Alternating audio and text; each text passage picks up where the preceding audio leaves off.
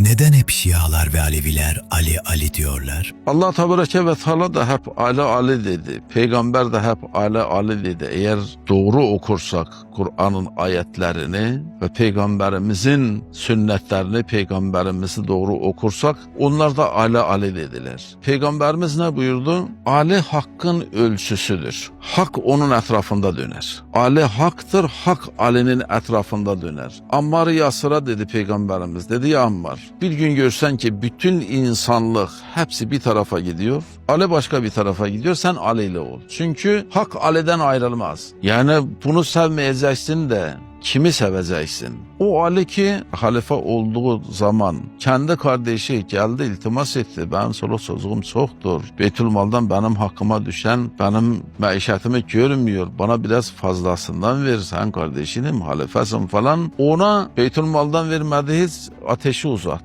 Elini yakacak şekilde. Kardeş ne yapıyorsun? Ben başkasının hakkını sana nasıl veririm? Bu Ali dilden düşürülür mü?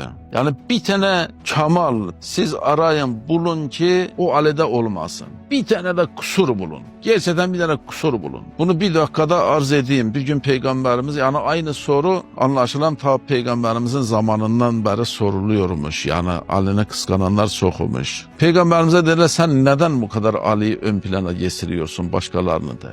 Bir toplantıda ashabından sordu. Eğer birisi sana kötülük yaparsa ne yapsan da affederim. Affettin, ikinci kötülüğü yaptı. Affederim. 3, artık olmaz da. Demek ki bu adam iyilikten anlamıyor. Diğerine sen kaç sefer? 4 sefer, 5 sefer, bir diğeri 6, 7. Sonra da en son 15'e çıktı. Herkes kendi kapasitesine göre de. Ben 7 seferden sonra artık iyilik yapmam. O da 10 seferden sonra en son en yüksek derecesi 15'e çıktı. 15 sefer iyilik yapacağım. Daha sonra bana kötülük yapacak. Artık yeter de. Ali sen dedi ki bile sonsuza kadar da ben iyilik yapsam, o bana kötülük yapsa ben gene iyilik yaparım. Ben kimseye kötülük yapmayı düşünmem, yapmam, yani benim yapım bunun üzerinedir ki iyilik yapmak üzere.